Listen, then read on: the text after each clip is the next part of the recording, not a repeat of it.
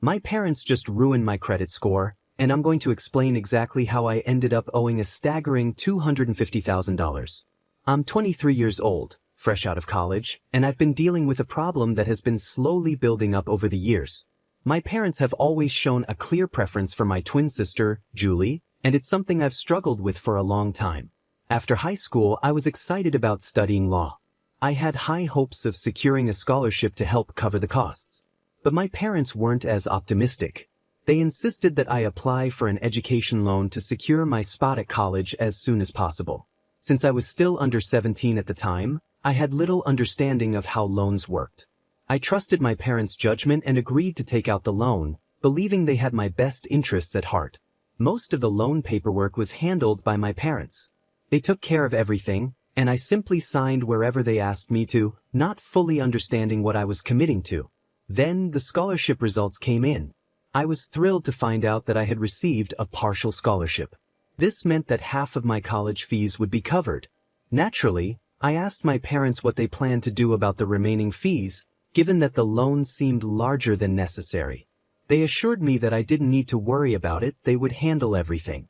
Thanks to the scholarship, my tuition fees were reduced by half, and I was able to secure affordable on-campus housing that included meals at a subsidized rate. I also received a quarterly stipend from other sources, which helped cover my living expenses. To make ends meet, I took up a part-time job at a local cafe, which allowed me to stay financially afloat. With all of these factors combined, the loan only needed to cover half of my tuition fees. 5 years went by, and the loan issue never came up in any family discussions. My parents were more focused on convincing Julie to pursue a respectable career, like law or something similar. However, she decided to try her luck in the modeling industry and didn't attend college. After graduating, I started working as an intern at a law firm. Everything seemed to be falling into place until I received a shocking notice from the bank. They were demanding repayment of my loan, a whopping $250,000. I was completely blindsided by the amount. My entire tuition for all 8 semesters amounted to no more than $125,000, including interest. Yet here I was being asked to pay double that amount. I was in disbelief. Even if I accounted for every penny my parents might have invested in me, the numbers just didn't add up. It was at this moment that I realized something had gone terribly wrong. My trust in my parents had led me into a financial nightmare that was now threatening my future. When I was moving into my college dorm, I was confident that the total amount of my expenses wouldn't exceed $140,000. However, when I received a notice from the bank about the $250,000 loan, I was shocked and immediately called my parents to get some clarity. They explained that the full college fee was $250,000, so they applied for that amount just in case my scholarship didn't come through. This explanation didn't sit right with me. I reminded them that I had received a half scholarship, plus I had subsidized food and accommodation, so why did they borrow the entire amount from the bank? Their response was vague and full of excuses, which only made me more suspicious.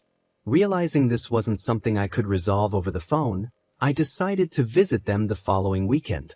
When I arrived, my parents were clearly uncomfortable and tried to avoid the conversation. But I was persistent. I demanded a full account of where all that money had gone. After much back and forth, they finally admitted that they had given the remaining amount to my sister, Julie, to support her education. I was furious. I couldn't believe they had used my loan money for her, especially when they knew how hard I had worked to secure that scholarship. I confronted them, accusing them of always favoring Julie and saying that their constant pampering had not only hurt her but also put me in this terrible financial situation. At this point, my mother became defensive. She insisted that they had always cared for both of us equally and that it was never their intention to give away my loan money. But since I got a partial scholarship, they decided to give the leftover amount to Julie. I shot back, asking why they didn't take out a separate loan for her. They explained that Julie's high school grades weren't good enough to qualify for a loan on her own, and they didn't have any other assets besides the house, which was already mortgaged for my loan. I was beyond frustrated. I told them that I wouldn't pay a cent more than $140,000 and that either Julie or they would have to cover the remaining balance. After that heated argument, I stormed out, too angry to continue the conversation. The next morning, I was trying to relax in my room when my father knocked on my door. He said he wanted to have an adult conversation with me, but it was, unsurprisingly, about the loan again. He explained that as a father, he felt it was his responsibility to secure the future for both of his children, and that's why he did what he did. I asked him how he could justify giving such a large amount of money to Julie when she didn't even attend college. He admitted that he had tried to persuade her to join, but she was determined to pursue a modeling career instead. I couldn't help but sarcastically ask if she had managed to achieve any success in those 5 years. My father sighed and said no, but he didn't feel he could stop her from trying. At that moment, I realized just how deeply my parents' favoritism for Julie had affected our lives. Their choices had not only put me in a financial bind but had also done little to actually help Julie in the long run. I felt a pang of guilt for the harsh words I had used, but I couldn't help it. The thought of being saddled with a $250,000 debt was overwhelming. I told my father that the amount was simply too much for me to handle.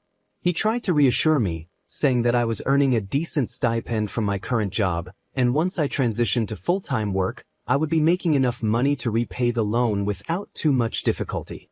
I pushed back, trying to explain that it still felt unfair, but he cut me off.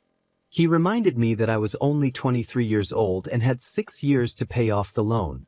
He pointed out that I was already earning an income, whereas Julie wasn't. Her career was still uncertain, so it didn't make sense to expect her to contribute to repaying the loan.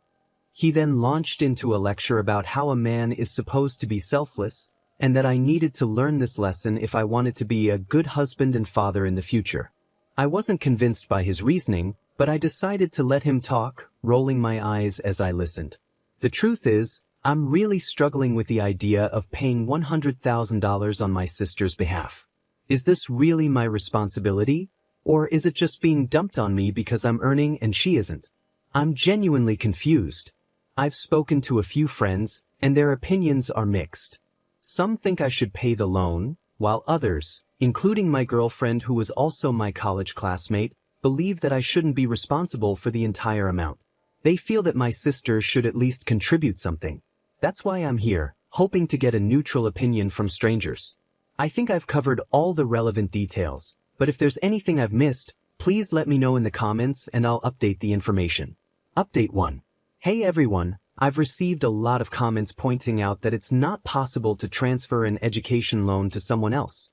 You're absolutely right, an education loan is typically disbursed directly to the college, but a portion of it is also sent to the account holder for other expenses like food, accommodation, and books. As I mentioned earlier, my university provided these amenities at a subsidized rate, and I covered the rest with my part-time job. However, my parents took advantage of the situation.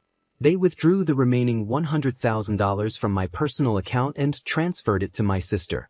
Yes, they had access to my account because I was only 17 at the time and didn't really understand how banking systems worked. Looking back, I'm not sure if I was just naive or simply ignorant about these things, but this is the reality of what happened. I hope this additional information helps clarify the situation. I found out about some of the policies by doing online research and asking my parents directly. The more I learned, the more shocked I became at how they managed to withdraw the money.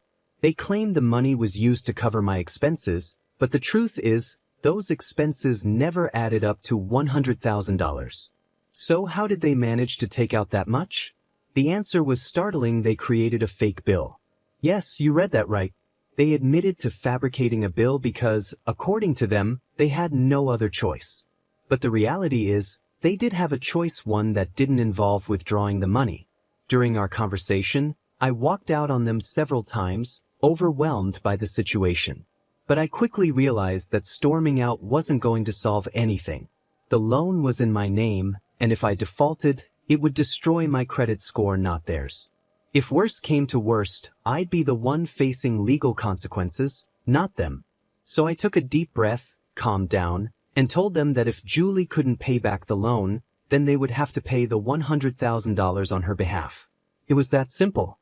My mother, however, became dramatic. She started saying that as their only son, it was my responsibility to take care of them and my sister. She even compared me to my cousins, who had bought houses and cars for their parents, implying that I was doing nothing for them. It was clear that my parents were extremely protective of Julie. They kept her completely out of these discussions, insisting that I shouldn't talk to her about it because she would be too stressed. Really? They said she was already upset because her career wasn't going well, and adding this burden would be too much for her to handle. I wasn't buying it. I pulled up her social media page, showing them that she didn't look stressed at all. In fact, she was busy posting pictures of birthday parties and outings with friends almost every other day. My parents claimed she had to put on a brave face because she was aiming to be a public figure. I couldn't believe how delusional they were. Enough was enough. I decided to confront Julie directly about the money. I was tired of everyone treating her like some fragile little princess. That night, I stayed up late, knowing she usually got home after midnight. By the time she arrived, my parents were already asleep, so I took the opportunity. I sat in the kitchen with a bowl of ice cream, waiting for her. When I heard her car pull into the driveway, I casually offered her some ice cream as she walked in. I started with some small talk chatting about life, cousins, and neighbors. I even threw in some gossip about one of her old school friends to make her feel at ease. She's my sister, after all, and even though the situation was tense, I wanted her to feel comfortable before diving into the serious conversation we needed to have. I was never really close to my sister, and I think it was mostly because of how our parents always seemed to favor her. I know it sounds harsh, but I kind of resented her for it. So when we finally had a conversation, I was determined to keep things civil, even though I was feeling pretty frustrated inside. During our talk, I casually asked her about her career. Honestly, I didn't get even a hint that she was upset or depressed about how things were going. I asked if she had taken any courses or learned any skills related to her goals. She just said no. So I asked her what she did with the money our parents gave her. At first, she looked confused and asked, "What money?" I clarified that I meant the $100,000 from the student loan. Do you know what she did with that money? No, she didn't use it for anything productive like a cosmetic surgery or a lip job or something. That might have at least been a better use of the money, believe it or not. Instead, she blew it all on partying and vacations with her friends. Up until that point, I was trying really hard to stay calm, but when she told me that, I just lost it. I couldn't believe that she had wasted such a huge amount on nothing but parties. I yelled at her, completely shocked that she could be so careless. She fired back, saying it was none of my business. But of course, it was my business. I was the one being asked to pay back the money she had blown with her friends. Our argument got so heated that it woke up our parents. They rushed in, trying to break it up, and immediately started blaming me for bringing up money issues with her. I was furious and asked them why I shouldn't, especially since she was the one who wasted all that money and didn't even feel bad about it. Normally, I would have just backed down, but this time, I stood my ground. I asked my parents if they knew what she had done with the money. They tried to calm me down, saying we should talk about it in the morning, but I wasn't having it. I told them I needed answers right then and there. I made it clear to my sister that I wasn't going to pay back the money she spent. I would only pay for my own tuition fees. She challenged me, saying I could do whatever I wanted, but she wouldn't pay a single penny. She smugly reminded me that the loan was in my name, so legally, she wasn't responsible. She was right to a certain extent, and that made me feel even more defeated. I couldn't stand being around them any longer. I told my parents that either she or they would have to pay the money, and then I stormed out of the house. I ended up crashing at a friend's place for the night. The next morning, I went back to my dorm without speaking to anyone. Fortunately, through my first post, I was able to connect with a bank official who helped me understand more about the loan policies. After the confrontation with my sister and parents, I spoke with him and learned that I could actually take legal action against my parents for faking the bill and taking the loan money. But before I decided to go down that path, I knew I had to think things through carefully. I had to gather all the original bills, and it wasn't easy. Most of them were lost when I moved from my college dorm to my condo after graduation. It took me several days of digging through old emails and apps to finally collect all the soft copies of the bills. After I left home that morning in a fit of anger, my parents didn't even bother to call or check up on me. Under normal circumstances, I wouldn't have cared, but I had stormed out in a rage, and they still ignored me. I wasn't eager to talk to them either, so I decided to do what they least wanted: confront their precious daughter, Julie. I sent her excerpts from the law that detailed the penalties for loan forgery in our jurisdiction. I made it clear that if they didn't pay back the $40,000 plus the $60,000, totaling $100,000, I would sue them for fraud. I also mentioned that I had all the original bills and wasn't afraid to take this to court, even though they were my parents. Julie didn't respond, but a few moments later, I got a call from my dad. I didn't answer and instead left a voice note, saying that they were the greedy ones for expecting me to shoulder this burden. And really, calling Julie my younger sister? She's only 5 minutes younger than me, for goodness sake. I might have considered paying if she had used the money wisely or shown any guilt for wasting it. But no, she was proud of blowing it all, and my parents seemed to think they had a right to my earnings just because I had a job. I forwarded the same message I sent to Julie to my dad. He didn't respond, but my mom did. She labeled me as greedy, stubborn, and self-centered. I told her I didn't care what they called me, but they needed to pay back the money regardless. After a lot of back and forth and constant follow-ups, my dad finally said he needed some time to review his assets and would get back to me. It's been a week, and I haven't heard from either of them since. I know I might have gone a bit too far by threatening to sue them, but what other choice did I have? It's not like I can't pay the money back, but why should I bear the unnecessary burden for something that was used so carelessly? I'll keep you updated on how things progress, but for now, thank you for guiding me. Update 2. As I mentioned in my previous post, I almost threatened my parents with a lawsuit if they didn't pay back the $100,000 they gave to Julie, especially after they forged my bills to get the amount. After several heated arguments and plenty of badmouthing, my father asked for some time to review his assets and figure out a solution. It's been more than a month since then, and I'm still waiting for a response from them. I finally heard back from my parents, but before that, I had already started paying off my loan installments (EMIs) since I had a job. Even though I had 7 months before the payments officially started, I decided to get a head start. It was my third EMI, and I knew it would be a long road before I'd even be halfway through paying off the debt. Despite that, I texted my father to ask about the status of their promised help. I didn't get an immediate response, but a few days later, my mother and Julie showed up at my condo. When they arrived, I invited them inside, but instead of coming in peacefully, my mother started yelling at me from the corridor. She called me shameless for what she described as blackmailing my parents for money after all they had done to raise me and provide me with a good education. Not wanting to create a scene in front of my neighbors, I urged them to come inside. Once they were in, Julie joined my mother in hurling insults and calling me all sorts of mean names.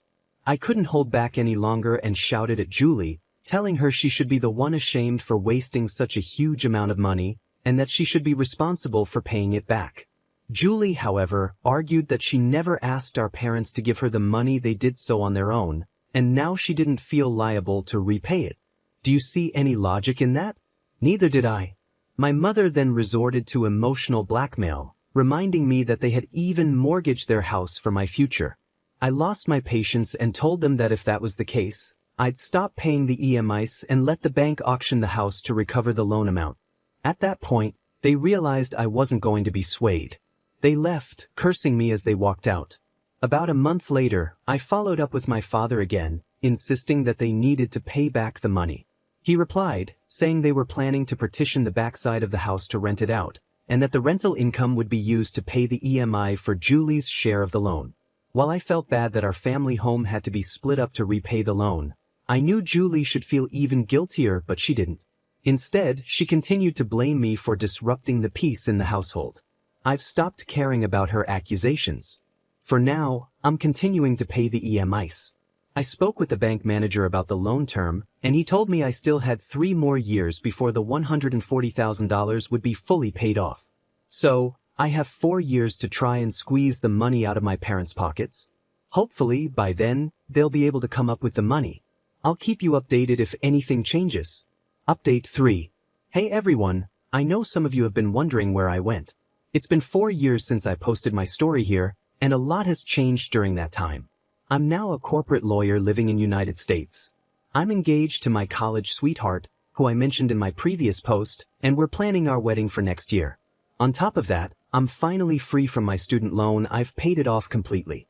While I'm incredibly grateful for all I've accomplished, I can't help but feel sad about how strained my relationship with my parents has become. As I mentioned in my last update, my father agreed to rent out half of our house to cover Julie's loan payments. He did make a few payments, but everything changed when he found out I had landed a high-paying job at a big corporate company. Suddenly, he stopped paying the EMIs. At first, he had all kinds of excuses. He said the tenant wasn't paying rent, my mother's medical bills had increased, or that he was in debt because of his business. For the last 1.5 years, he kept delaying the payments with one excuse after another. Since moving to United States, I hadn't visited home because I didn't feel comfortable there anymore. I believed his excuses for a while, but then I decided to call my aunt, who lives next door to my parents. What she told me was a shock. There was no truth to my father's excuses. In fact, my parents had built 3 more floors on top of their house and rented them out, making a good income. They were actually living quite comfortably, enjoying a lavish lifestyle. When I asked my aunt about Julie's career, she just laughed and said Julie was never serious about it. She had always intended to live off my parents' money. This revelation left me confused and hurt. I asked my aunt if she was sure about all of this, and she assured me it was true. She even mentioned that my mother and Julie regularly flaunted their designer clothes and new jewelry at family gatherings. To prove it, she sent me pictures from a few events. I was heartbroken to realize that my parents were just using me for money.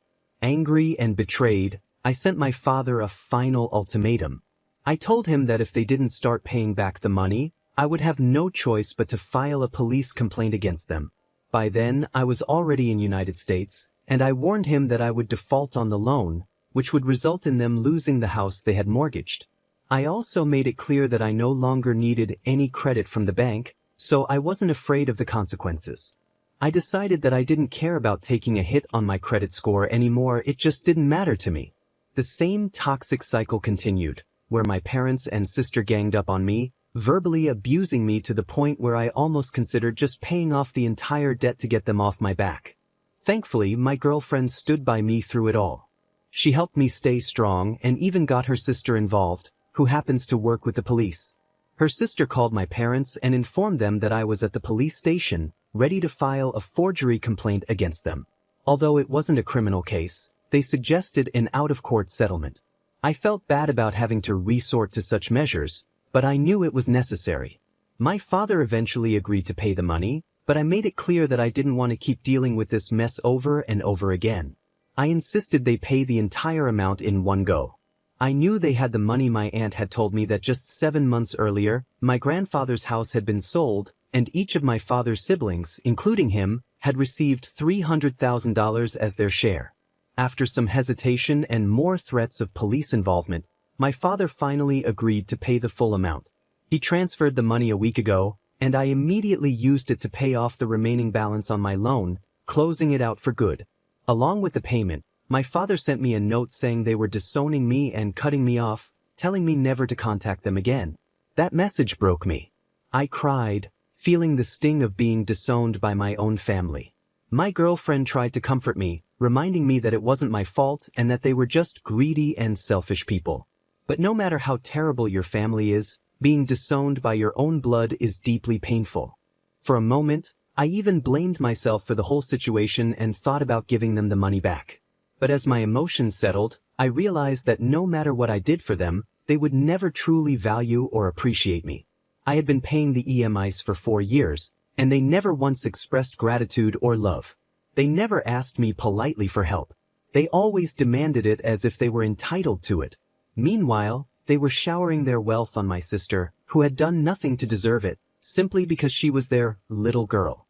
In the end, I understood that it wasn't my fault, and cutting ties with them might have been the best thing I could do for my own well-being. I still can't fully understand the logic behind the bias my parents had. I know some people might criticize me for threatening my parents and demanding the money, but I believe it was fair. I've moved past the guilt, and I no longer care about the labels others might put on me. I wanted to make this final update because there were a few people in the community who really helped me understand the complexities of the loan policy when I was too young and naive to figure it out on my own. So, thank you for listening to my story and for all the support. Now, let's get straight to the point. I noticed that some comments on my original post were critical of my actions, saying that I shouldn't have gone after my family to get the money back. They felt it was my responsibility to help my sister and my family. About 20 to 25% of the comments shared that view. However, the majority, about 80%, supported my decision, agreeing that it wasn't my responsibility to cover the debt, especially since my sister didn't even use the money for education. I'd really like to hear your thoughts on this. Feel free to share your opinions in the comments section below, and let's discuss it together. This story has had its share of ups and downs, so I'm interested in what you all think. Once again, my name is Revenge Online. If you want to support the channel, there are 3 simple ways to do it. Subscribe, hit the notification bell, and leave a comment or like. I'll see you all tomorrow, and remember, it's cool to be kind. See ya.